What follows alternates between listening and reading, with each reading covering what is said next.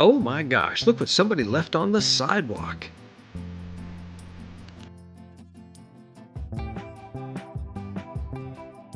Welcome back to the Reflector channel. In the workshop today, we are going to restore a 12.5-inch TeleKit Dobsonian that was built in 1998. Now, these TeleKits were and are designed by a company called AstroSystems, and I'll tell you a little bit more about them throughout the restoration. As I mentioned, this is a 12.5-inch Dobsonian. That means it's going to capture a lot of light. And even though this was built over a quarter of a century ago, it still has a lot of cool features, one of which I have not seen even in a modern telescope. Let's take a tour of what we've got and see what's working and what's broken and what needs fixed and perhaps what we can improve. First, let's start down at the mirror box. All right, before we do anything, I really need to point out this laminate material that you see here. This is the trunnion for elevation, and this laminate material that's been glued on here is very, very special. If you've never heard of it, this is called ebony star. I've never actually seen it in real life before, but this is the stuff of legend that used to say that this is the best stuff that you could put on the Teflon blocks for reduced friction. It has a pebbly surface called Dash 50. That was the surface finish name.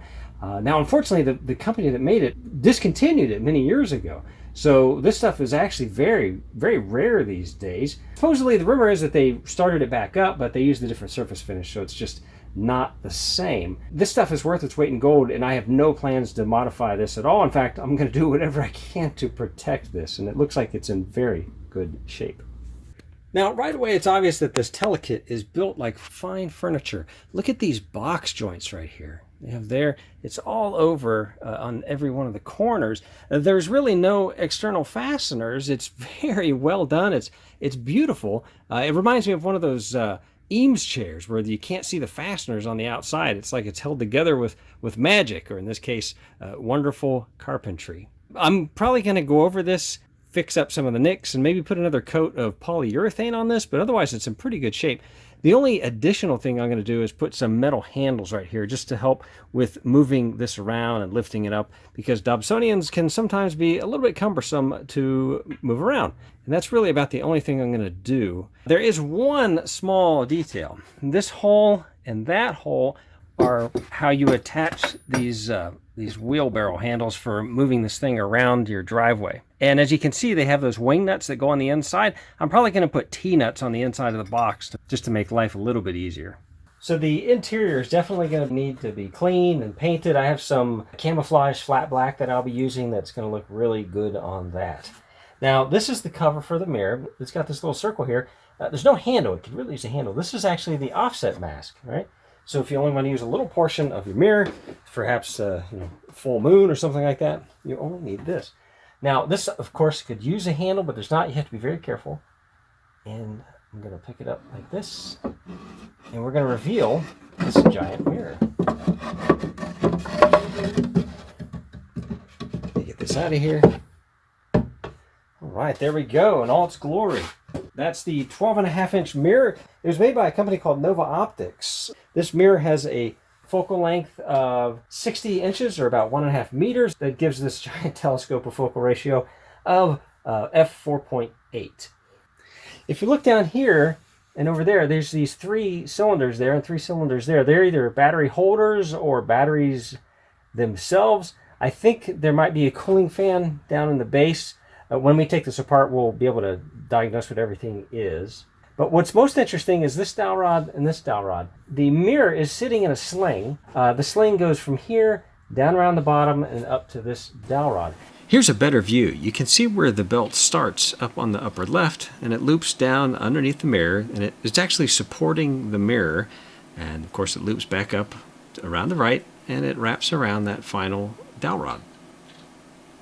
And you can adjust the tension of that sling, which essentially adjusts the position of it, I guess, with this nut right here. It pulls a little T-nut. You can reduce it or pull it back tight.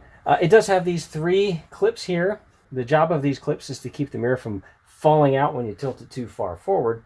But most of the hard work is done with this belt. I've never had a Dobsonian that used this sling type of mount, but this was very popular back in the early days of John Dobson, in the early phases of the do-it-yourself Dobsonian craze, like the 70s and 80s and 90s. Now, if you watch a documentary called A Sidewalk Astronomer, you actually can see him build a mirror with one of these sling mounts. It's kind of neat to watch how it's made.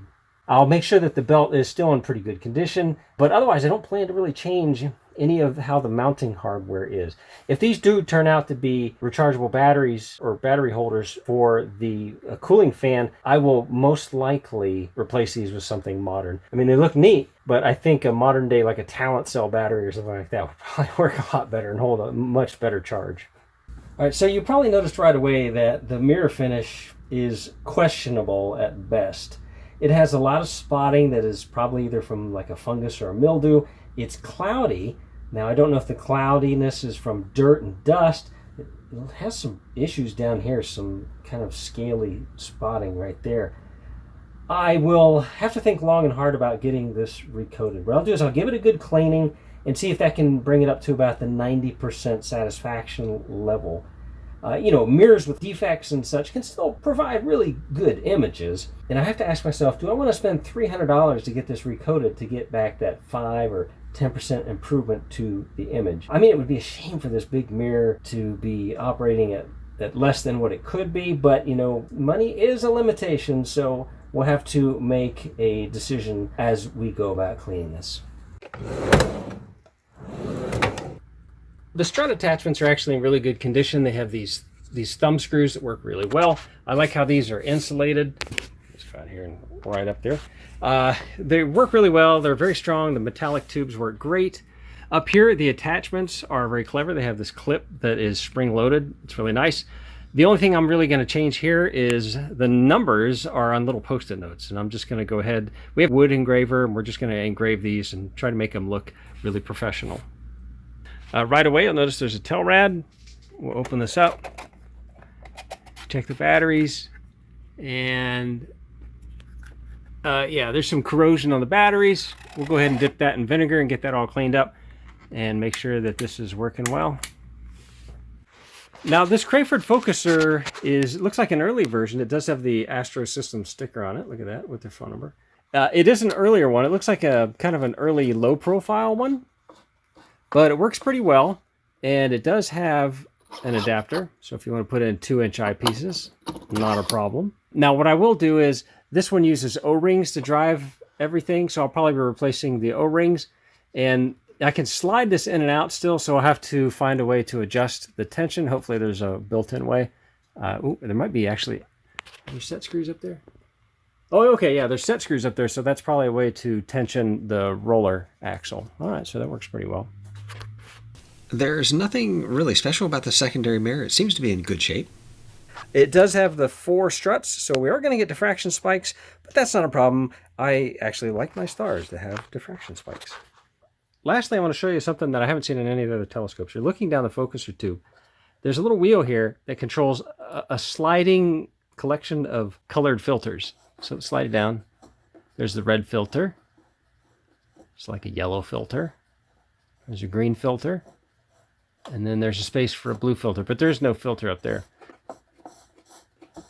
Let's scroll this back up.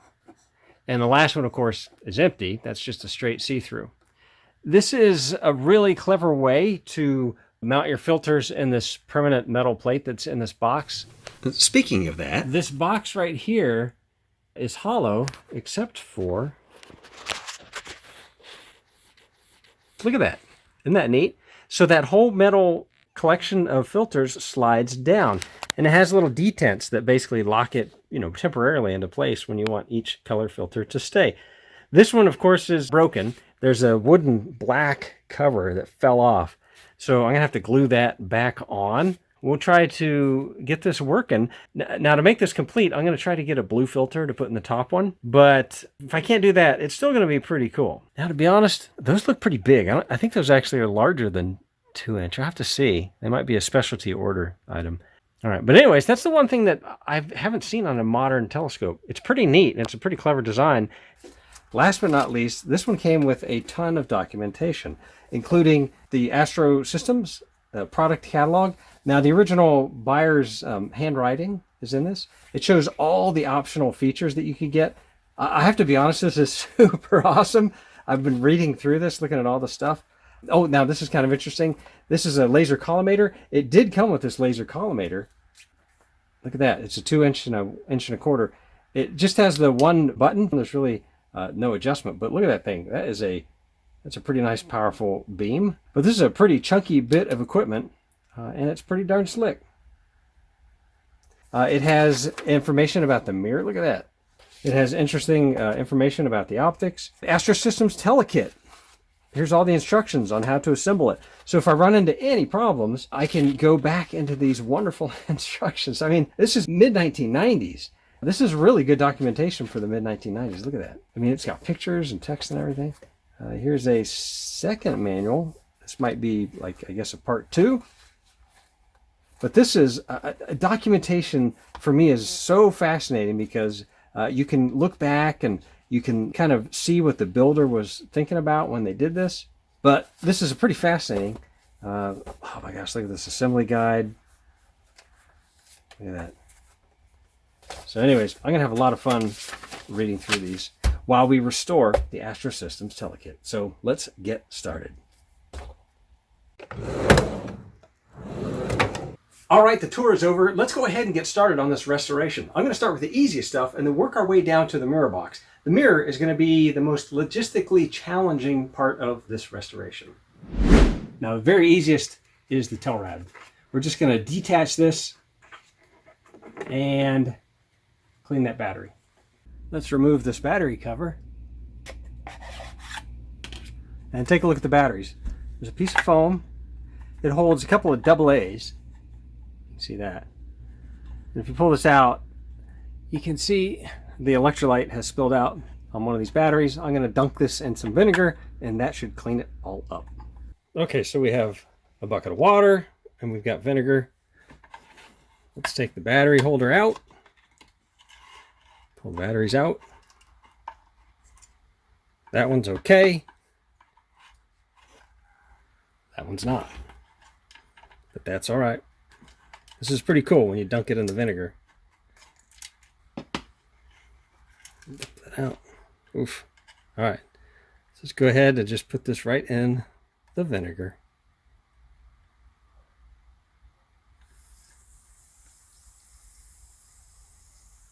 Can you hear it fizzing? Pretty darn cool. Just wiggle it around. It'll clean it right up. And let it sit there for a little bit.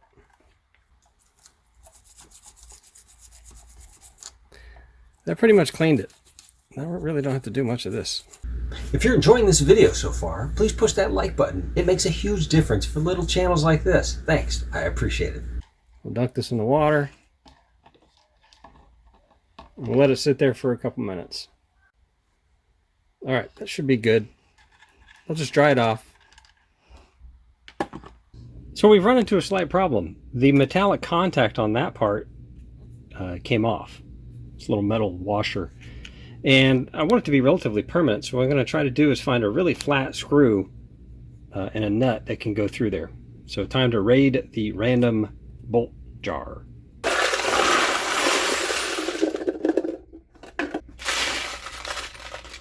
All right, so I was able to jam a little short screw down in there. Let's see if it works.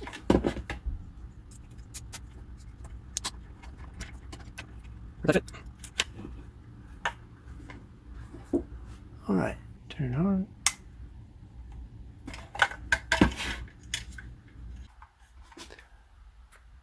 Well, looks like I actually broke one of the wires off. I guess I do have to do some soldering anyway.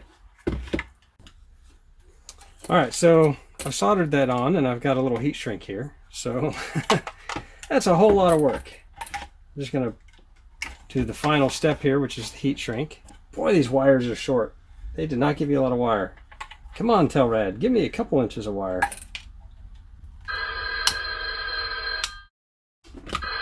All right, we gotta go take care of some dogs. We'll finish this when we get back. All right, let's give this another try. That was a ton of work. Wow. All right, let's take a look at that. Okay, let's put the batteries in.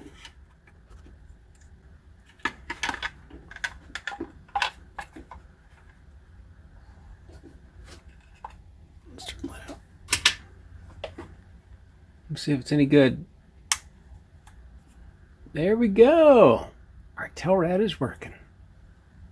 Perfect. All right. Put the foam back in. Put the lid on. Call this done.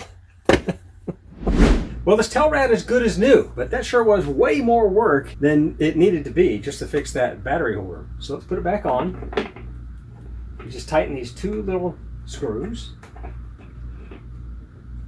And we'll call this good as new. Next up, let's talk about this Crayford focuser. It's held on with these two screws. I'm going to pull this off so that we can clean it up on the workbench.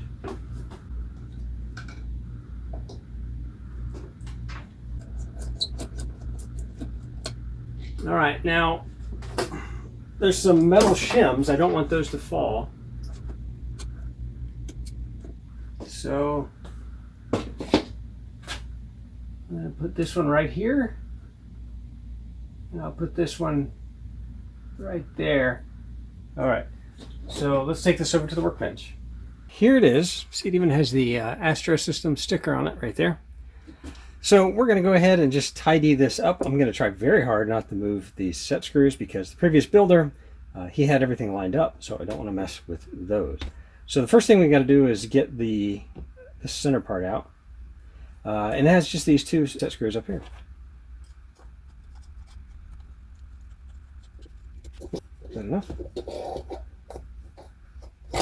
There we go. This looks to be in pretty good shape, very dusty. Otherwise, it's pretty good shape. There's gunk on here. Clean that little gooby gone.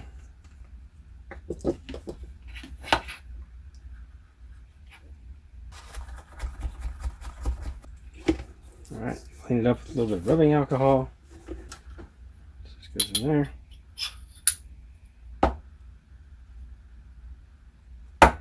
All right, so this seems to be made out of some very hard, dense plastic. I want to clean this up a little bit. I'm going to take these little pulleys off. Yeah, I don't think that's coming off. All right, well, that's not going anywhere. We're going to have to clean it up in place. So let's just do some tidying up.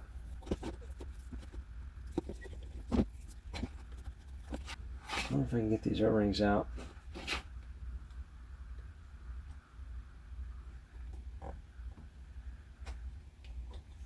There we go.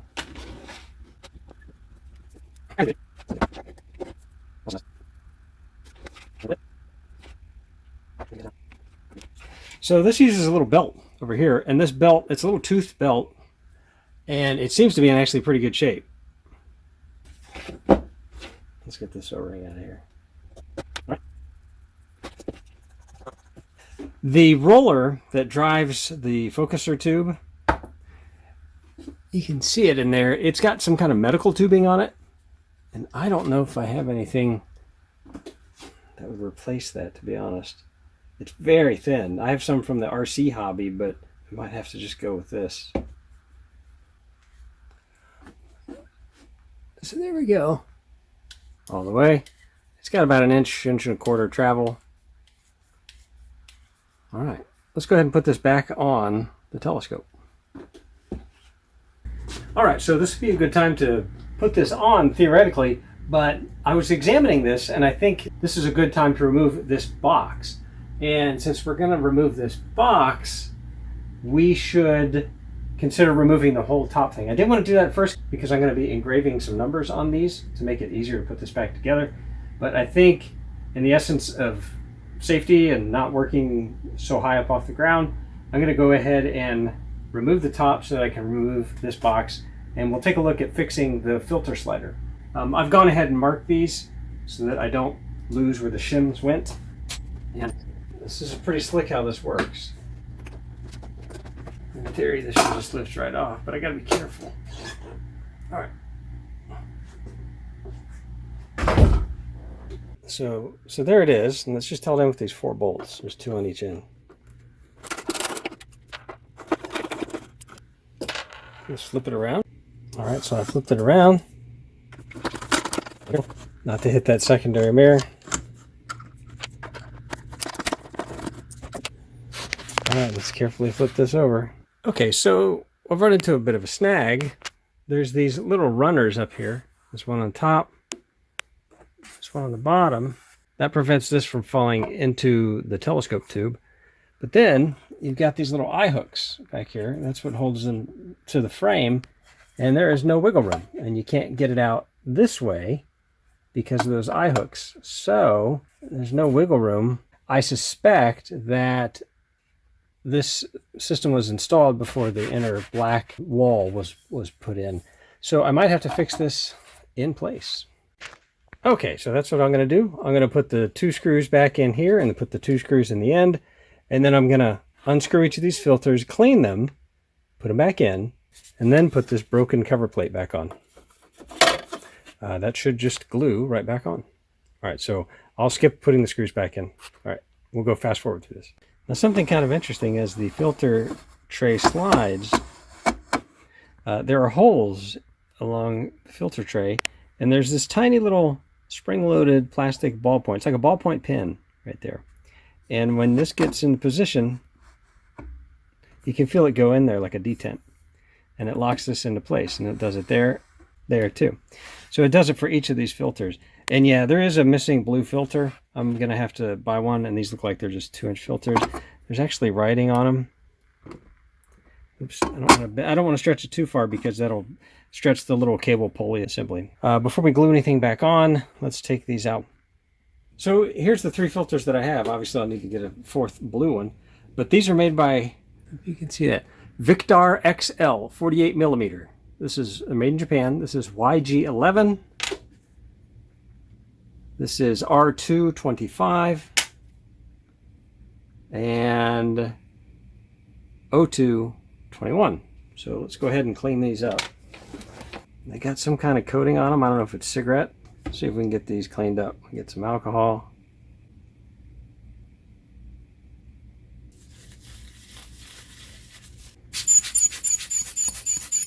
That really cleaned up, actually. I'm going to do this to all these, and then I'll just show you what it looks like when they're all done.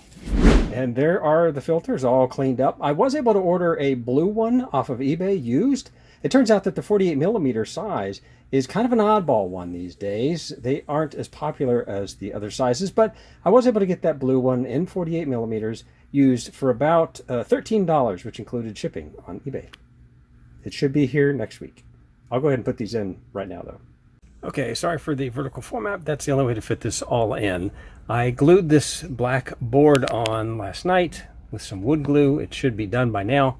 I'm going to take the clamps off. And in theory, by turning the little adjustment knob, this should adjust these guys. Oh. You can hear the detents hitting. All right. So I'll go ahead and put the filters in. All right, so here is the original catalog of parts. So this was an add-on when the person built this. It was called the QuickSwitch filter slide. I have some Loctite on here, so let me help it out a little bit. But you can hear it. There's the red filter, orange filter, green filter, and there will be a blue filter once this arrives from the one I bought on eBay. And you can hear the detent. Basically, it's like the end of a ballpoint pen that's going in a little hole that makes sure that it is perfectly aligned with the Crayford focuser that we're about to put on. So that's kind of a neat add-on. Back in the day, a quarter of a century ago, this cost $120. If you got this with the Crayford focuser combo, it was $275. Seems like a steal now, but of course, this is 25 years later. I'm sure it's much more expensive. So let's go ahead and put on the Crayford focuser. And here it is. Now, I did have to modify this. As it turns out, there's a piece of medical grade tubing that's used as an interface between the roller axle and the focuser tube. What I didn't realize is while I was modifying it, it was so old and crusty that it actually broke off. And fortunately, our kids used a lot of the Kiwi crate, little kits that you get, especially when they're little. And I never threw the parts away. I always kept all the parts. I would disassemble it. And I used those parts all the time in the telescope restorations. And it turns out they had a piece of medical grade tubing that fit just perfectly. And would you look at that? It's good as new. All right, so we're going to go ahead and put this on. Fortunately, I marked the shims, so we'll do the top one first.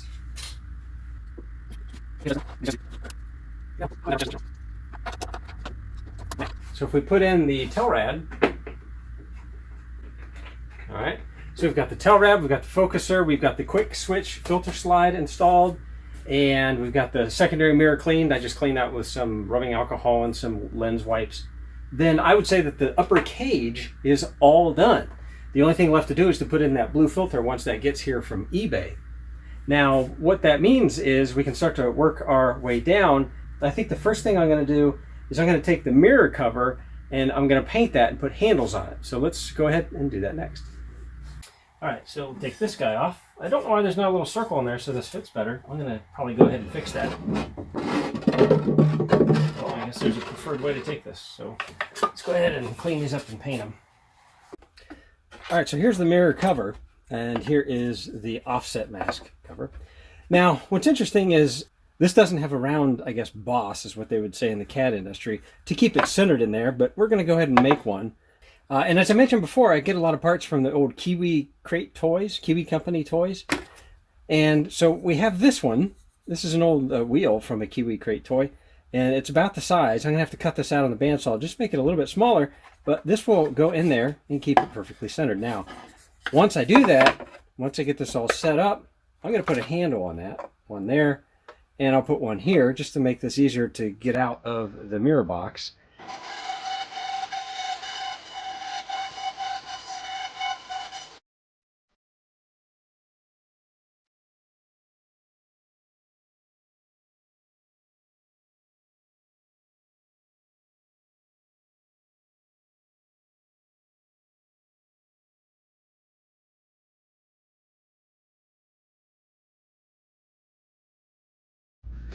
All right, folks, well, I think we're going to have to call it quits for this video because my camera keeps overheating.